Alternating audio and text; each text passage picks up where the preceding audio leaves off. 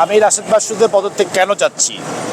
সবার প্রথমে হচ্ছে সে তার নিজের প্রতিষ্ঠানই চালাতে পারতেছে না। তার নিজের প্রতিষ্ঠানে সকল কর্মকর্তা কর্মচারী তার তার বিরুদ্ধে আন্দোলন করছে।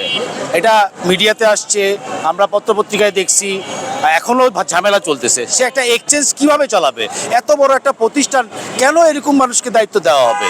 আমি এই সরকারের কাছে বিনত আবেদন করতেছি পুনরায় বিবেচনা করার জন্য। কারণ হচ্ছে এই লোক নিজের প্রতিষ্ঠানই চালাতে পারতেছে না, এত বড় দায়িত্ব এই ক্ষুদ্র মানুষকে দেওয়াটা ঠিক হয় না। কেন আপনি কেন বলতে চালাতে পারছেন? উনি এই যে সেই সংস্থা করতেছে, জরিমানা করতেছে, এগুলো কি আপনাদের কাছে মনে হয় না যে উনি যোগ্য? উনি সংস্কার করতেছে, জরিমানা করতেছে, আমি এটাকে সাপোর্ট দেই। প্রত্যেকটা বিনিয়োগকারী চাবে যে তার টাকা চুরি করে লুট করে নিয়ে গেছে ফেরত আসুক। এখন কথা, এটা সময়ের ব্যাপার, কখন কোন টাইমে কি করতে হবে তার ওই বুদ্ধি নাই মাথায়। তার প্রবলেম আছে, তার মাথায়ও বুদ্ধি নাই, তার প্রবলেম আছে। তার কর্মকর্তা কর্মচারী যেখানে বিট্রে করতেছে, তো সেখানে সে কিভাবে থাকে, কেন বিট্রে করবে, এটাকে তদন্ত করুক। কেন তার কর্মকর্তা কর্মচারী বিট্রে করলো, তো ওটা বেরোইলেই এখানটাও বের হয়ে যাবে সে যেটা অযোগ্য এই এক্সচেঞ্জের।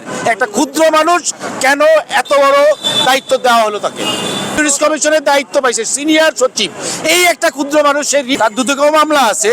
তো এই তদন্তগুলো যদি করা হয়, তখন এই সরকার খুব ভালো মতো বুঝতে পারবে যে সে একটা অযোগ্য লোক। এর জন্যই আমি তার পদত্যাগ চাই। আমি জানি না তাকে কেন রাখতে যাচ্ছে, তো হয়তোবা তাদের কোনো রিলেশন আছে।